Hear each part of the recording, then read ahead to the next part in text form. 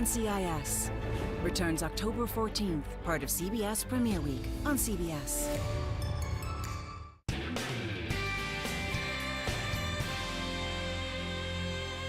Stormy possibilities are falling into the forecast along with cooler temps. I've got the outlook on when that rain action happens and how chilly it's going to feel. Live from downtown Marquette, it's your 19 News. Good evening, everybody. I'm Kevin Hodge. Tonight on your WZMQ 19 News, we're getting more reactions from UP leaders after yesterday's announcement that Copper Peak in Ironwood is launching the first phase of its $20 million renovation project. Plus, we visit the Community Foundation of Marquette County's annual celebration. They hand out awards for organizations and individuals for their impact on the community. And Michigan Democrats continue to invest in candidates as we approach the November election. Your 19 News at 11 starts now. Live from the UP, this is WZMQ 19 News at 11.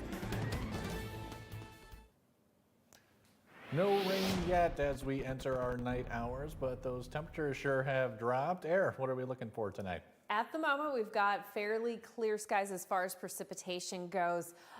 We do have some rain and thunderstorms moving in up there in Houghton and along that northwest coast starting around 3 a.m. So heads up if you are in that area. As far as the rainfall, we're expecting a low, possibly moderate amount, though. You know, it always could be a lot more than what is predicted during those thunderstorm moments. And then wind gusts are still with us. There is a slight chance of hail, of course, with any thunderstorm. But at the moment, again, we've got clear skies for now. I'll time it out for you, though, after the break.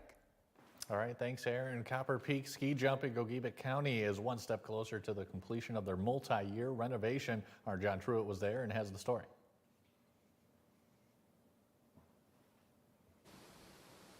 Copper Peak just received $20 million in state ARPA funding to bring the landing area up to FIS standards, allowing for international competition. The renovations of the landing area also make the world-famous ski jump safer for participants, where before jumpers would be as high as 60 feet in the air, but with improvements, it will only be 12 feet. Copper Peak's last jump was back in 1994. However, with the planned renovation, it may be open for international competition within 5 years. Copper Peak Vice President Jim Durkee explains the renovations. We have two different phases. The first phase is the landing hill, and the second phase is the jump and the judges tower. And we kicked off the landing hill yesterday. Even more interesting than hosting global competition is year-round jumping on an artificial surface. And they slide through that track system, and then when they leave the nose of the jump, they actually land on plastic. It's just like a slip and slide. You wet it, and they land on that slip and slide. State Senator Ed McBroom, who was instrumental in getting this funding, believes the reconstruction of Copper Peak will be a boon to not only local businesses, but the entire region. To see it happen here in the UP is a great thing for all of us. The community there and even surrounding communities hundreds of miles away will benefit from the increase in traffic. And if everything goes right, this will soon be the world's tallest freestanding ski jump. At Copper Peak, John Truitt, WZMQ 19 News. The Community Foundation of Marquette County held a major annual event today to reflect on the year and recognize some outstanding individuals. WZMQ 19's Sammy McKnight has the story. The Community Foundation of Marquette County held its annual gala to look back on this past year. This community is so generous. Our board of trustees, our volunteers, our donors, our partners are here, and we're really here to kind of step back and look at the impact of the work over the past year and the decades. The gala included dinner and music from the Marquette Symphony Orchestra and an award ceremony to recognize some of the people making Marquette County better. Every year we recognize individuals, businesses, nonprofit organizations in the community that truly make a difference. It's also our opportunity to share some of the work that we have been doing through our grants and scholarships. The Service Organization Award was given to the 906 Adventure Team, which helps people of all ages experience the outdoors in the UP. We are trying to help people discover the best version of themselves through outdoor adventure by presenting programs and events that challenge them to do hard things. Paquette says this is an important milestone for them and that they couldn't have done it alone. This is our 10-year anniversary this year, so to receive this award, at this point in the year is just a validation of what everybody's done for us since 2014. Paquette also says events like these reflect the importance of cooperation among organizations to help improve the community. We may all have different roles that we play within the community, but it is very important to have synergy amongst the things we are doing and the people that do them in order to achieve the best version of our community. Sammy McKnight, WZMQ 19 News, Marquette. The National Democratic Legislative Campaign Committee has announced a $500,000 donation to Michigan Democrats. 13 candidates running for the State House of Representatives have received the endorsement of the campaign. Our Michigan Capitol correspondent Sophia Murphy has more on how lawmakers hope the funds will make a difference this November. This November, control of Michigan's House of Representatives will be up for grabs. Democrats currently hold control by just one seat, and the National Democratic Legislative Campaign Committee has given $500,000 to Michigan candidates to keep it that way. Having this infusion of resources is incredibly helpful as we go into the next roughly 60 days. Alongside the donation, the DLCC has announced 13 Michigan Spotlight candidates running campaigns in key districts the party will need to keep its majority in the House. Districts like the 109th. You look at Representative Jen Hill and her body of work for everything in terms of investments that she's brought back to the district with all of the legislation that she's been able to pass. The incumbent Jen Hill will face Republican Carl Bonak this fall. Despite Marquette staying historically blue, Bonak has gained significant support, even winning the endorsement of the other Democratic nominees in the district. But Hill says that on the ground, she's heard from more Michiganders who say they want to keep Michigan in the direction it's going. The one vote majority that we have reflected, where we were in 2022. And I do feel quite a sea change. People see this election as really a critical decision point, that there's two clear choices. The $500,000 investment builds on $1.2 million already delivered to the state this cycle. Tate says the funds will help hire staff to knock doors, support voter contact, and build stronger digital operations as candidates head into the final stretch of campaigning. From Michigan's capital, Sophia Murphy, WZMQ 19 News. Tonight, we're highlighting how students at Iron Mountain High School are leaders in the Upper Peninsula when it comes to blood donations. Iron Mountain High School's all-female Tri-High-Y Club organizes 3 blood drives annually, collecting 75 to 100 pints a year. The club is aiming to reach its goals again this year, with the first drive set for October 25th. The drives are open to students, teachers, and the community. Increased involvement at the school is attributed to the school's Red Cord program, which honors students at graduation for donating. Have to be at least 16 years old to donate, and typically 110 pounds. And then at the age of 17, they don't need the permission slip anymore. In order for kids to get a red cord, either they have to donate or someone can donate in their name if they're unable to donate. School districts interested in setting up a Red Cord program can contact the UP Regional Blood Center, and we'll have more details on our website. And still to come on your 19 News, people in California are using an unusual method in an effort to combat wildfires. We'll tell you how goats are playing their part when we come back. Sophia Murphy reports at 6 and 11 on WZMQ 19 News. What's happening in Washington affects you directly here in the Upper Peninsula. I'm Rachel Knapp. And I'm Brendan Scanlon. We track the issues and positions of the elected lawmakers you send to Washington. We're on Capitol Hill every day reporting on what you care about most. Education, your money, student loans, healthcare, safety, and privacy. Coverage you can count on live from our bureau in America's capital. Only here on WZMQ 19 News.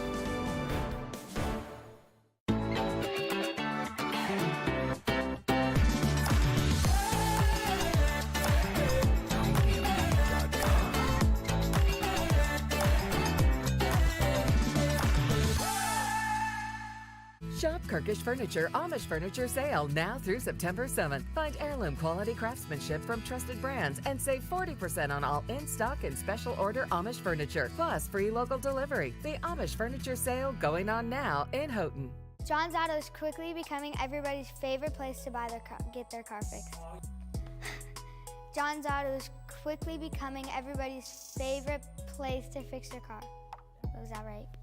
For a better service experience, come to John's Auto Market. Why do I keep forgetting that word? Experience. Okay, go. 3, 2. For a better service experience, come to John's Auto Market. And don't forget, we're our... Tonight. But enough about me. Let's talk about you. What do you think about me? Colbert's New with Curtis 50 Cent Jackson. Tonight on the Emmy-nominated Late Show.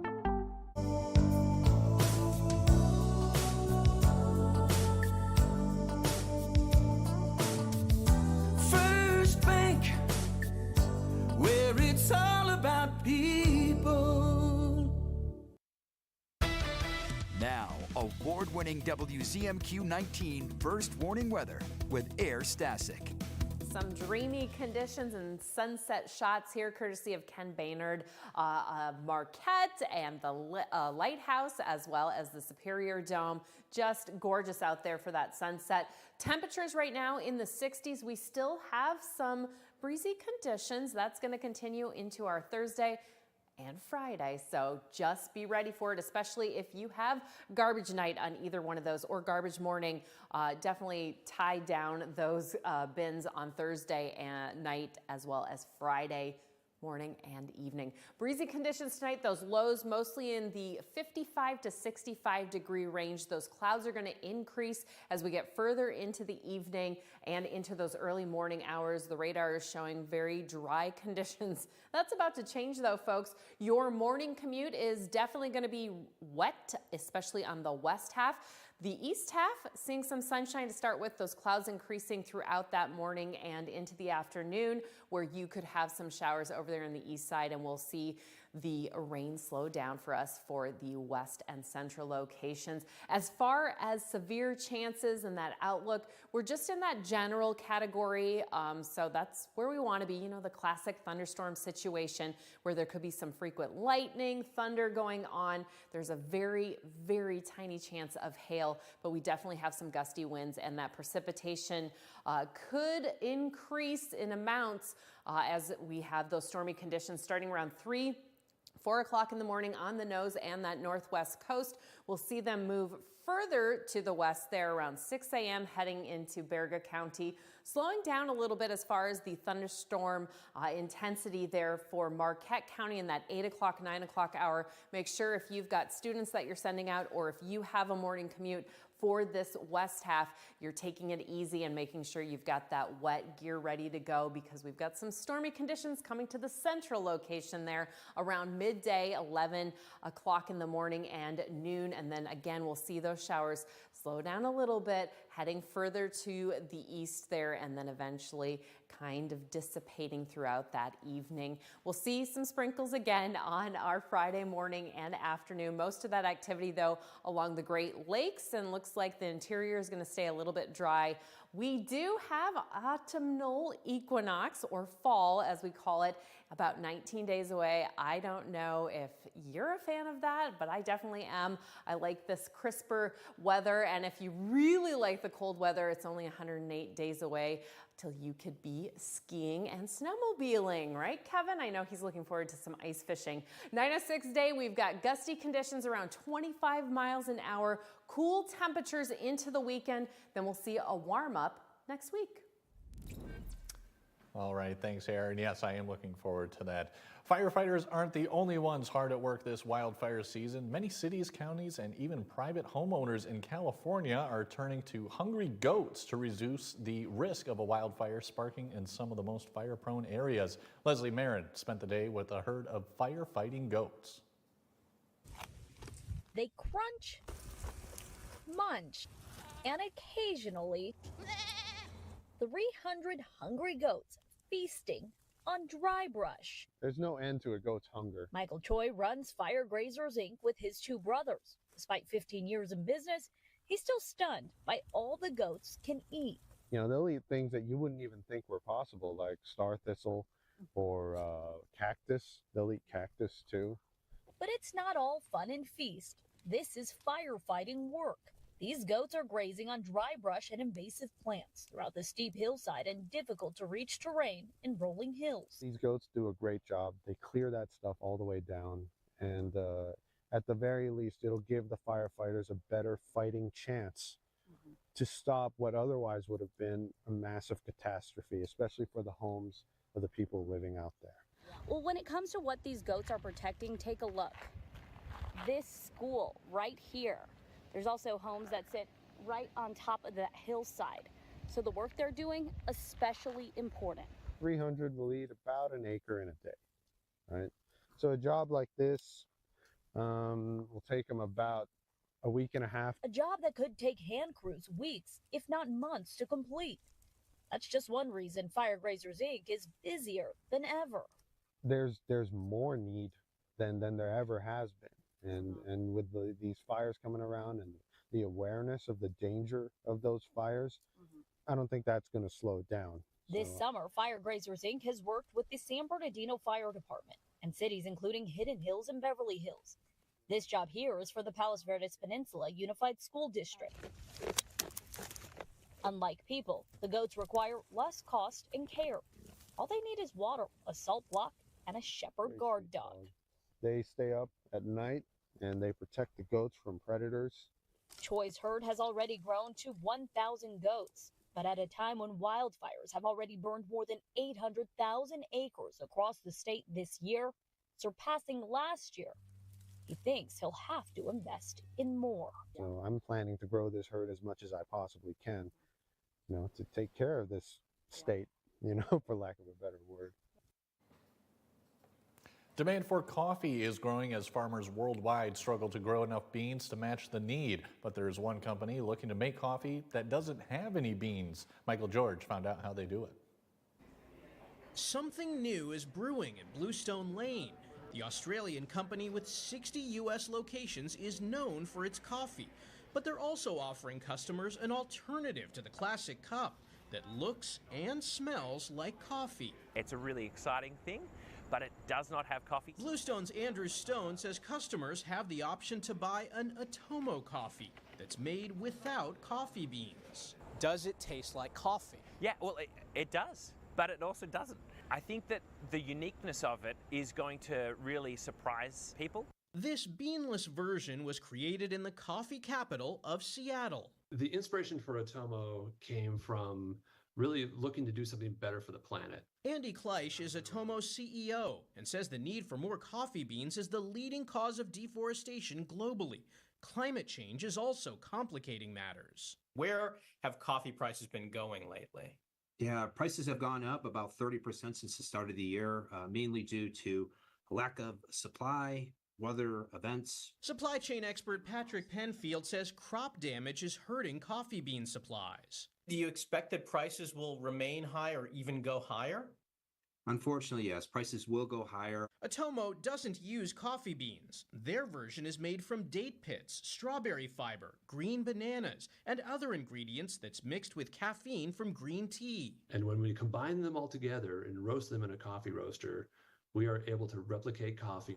I tried an Atomo latte to see for myself.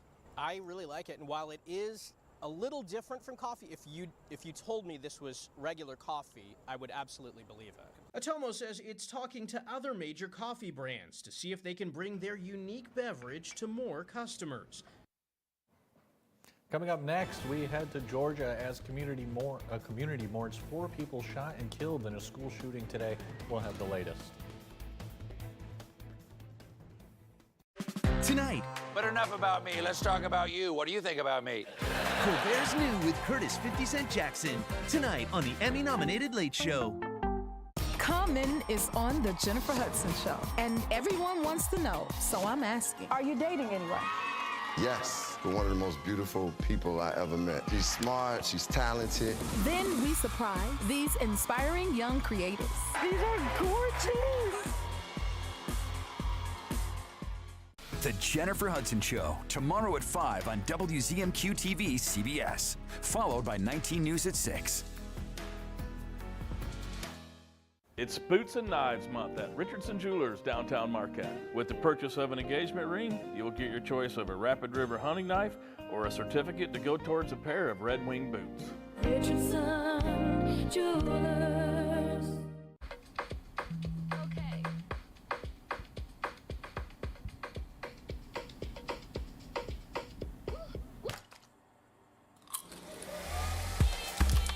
Getting ready, we all have our routine. Finding an outfit. Fixing your hair. And all the other little touches. Gum, check. Keys, check. Phone, check. But of all the things you remember to bring with you, naloxone could be the most important. It can reverse an opioid overdose. You can get it without a prescription in most states, and it's really easy to use. If you or someone you know is at risk for opioid overdose, naloxone could save their life. Keep it on you and at home. For more information about naloxone, visit cdc.gov/stop-overdose. Amy Doyle reports at 6 and 11 on WZMQ 19 News. You're watching WZMQ 19 News, live and local, with Kevin Hodge. Welcome back, everyone. A community 45 miles northeast of Atlanta, Georgia is in mourning tonight following a school shooting that left 2 students and 2 teachers dead and at least 9 others wounded. The suspected shooter is a 14-year-old student. Law enforcement officials have him in custody and expect he'll be charged with murder.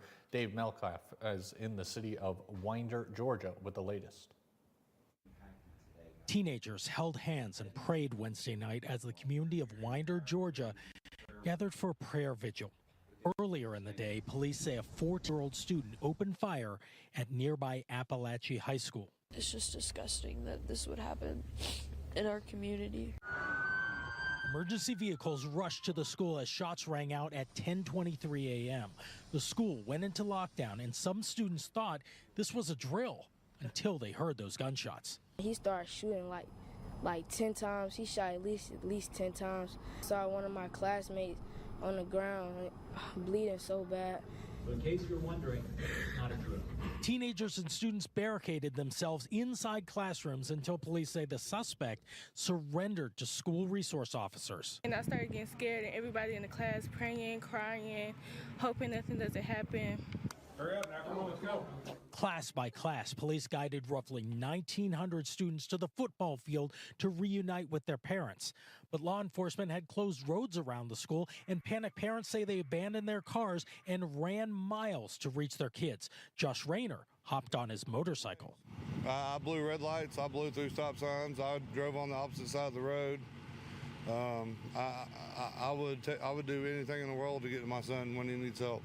Law enforcement officers expect the suspect, Colt Gray, will be charged with murder as an adult.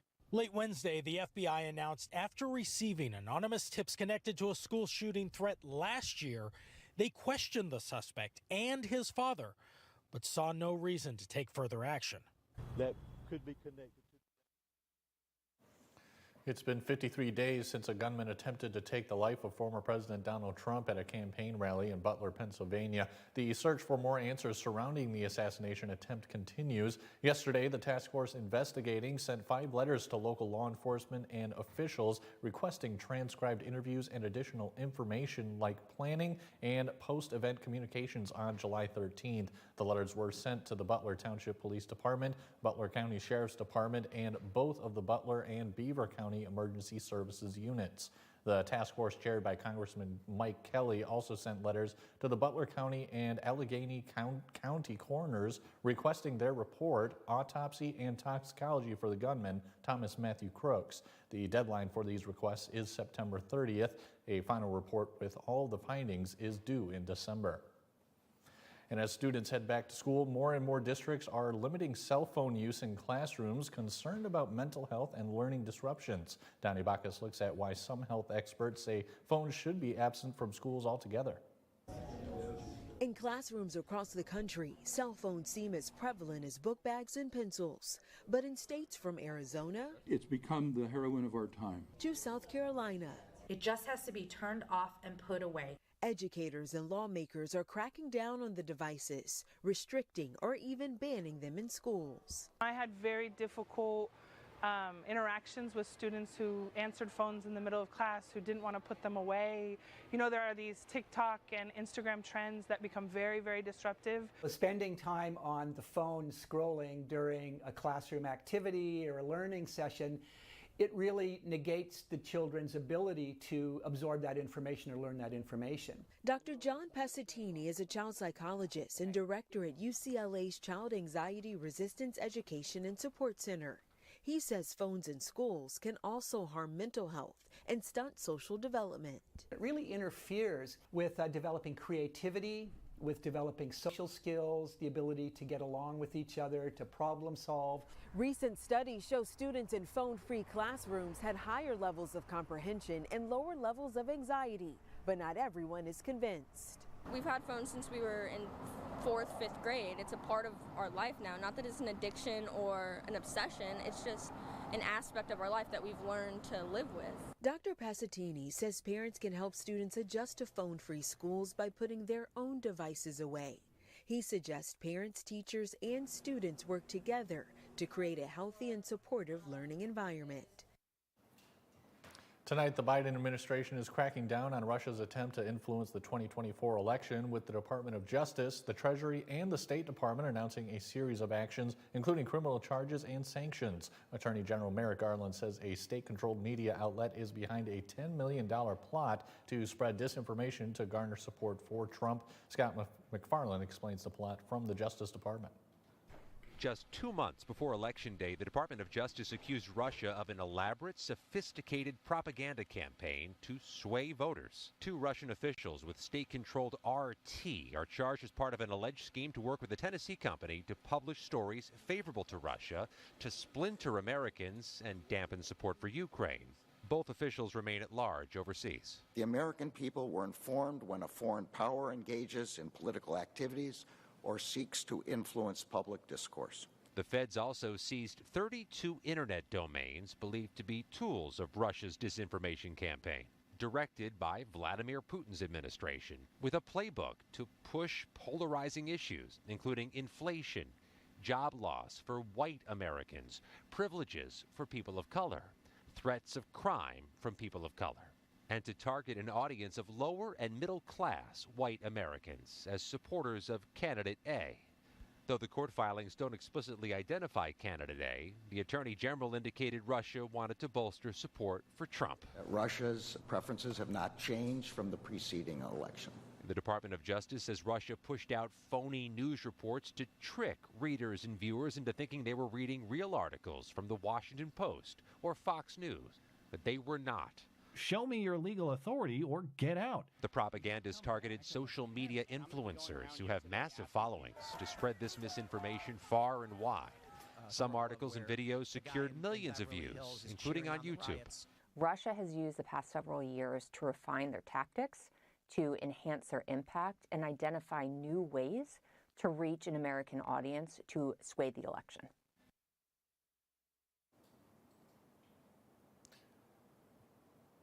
And we'll be right back with your final look at weather after this.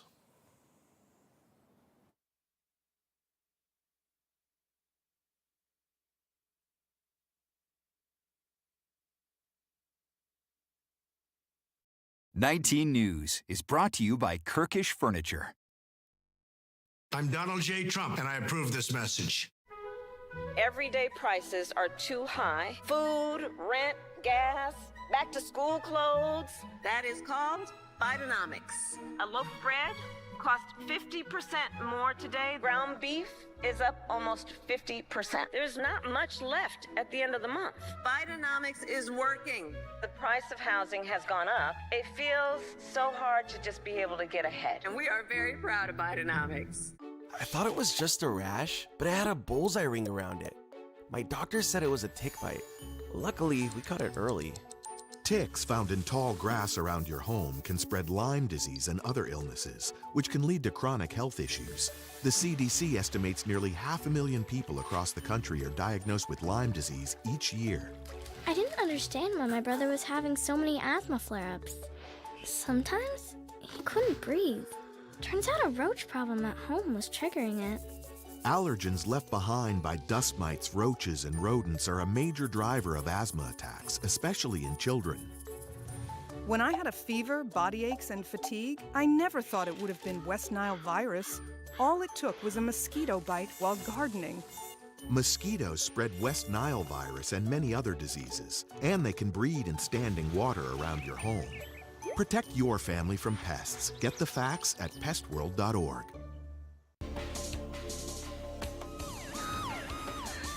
To catch him, they'll use every trick in the book. Top investigators and police use the latest forensic science to uncover the truth and solve real cases. The devil is always in the details. Forensic Factor.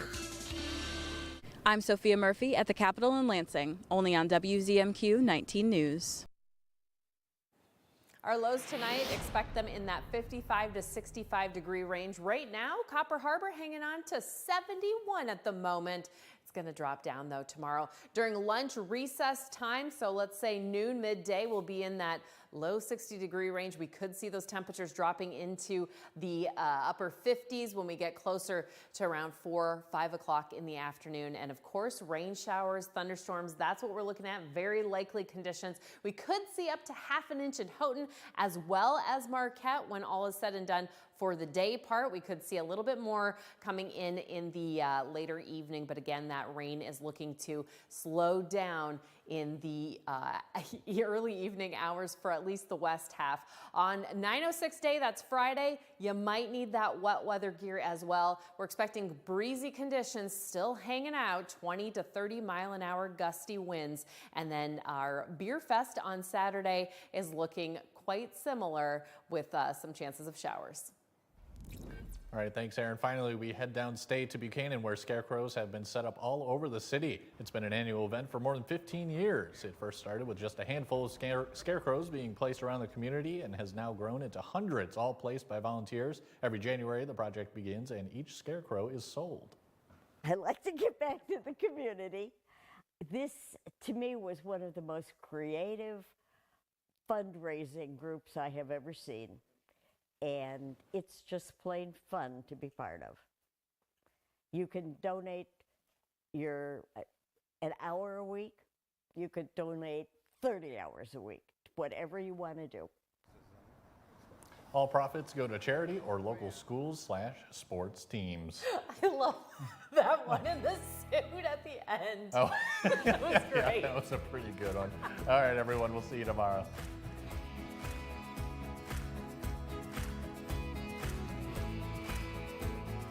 Welcome to Car Breakdowns 101. I'm your Professor Ice-T. If your car is out of warranty, a car breakdown could eat you alive. Look at that car. The transmission alone could cost you $3,000. And that engine, how much do you love your kidneys? Don't even get me started on the computer system. That's a small fortune. Do what I did and call Car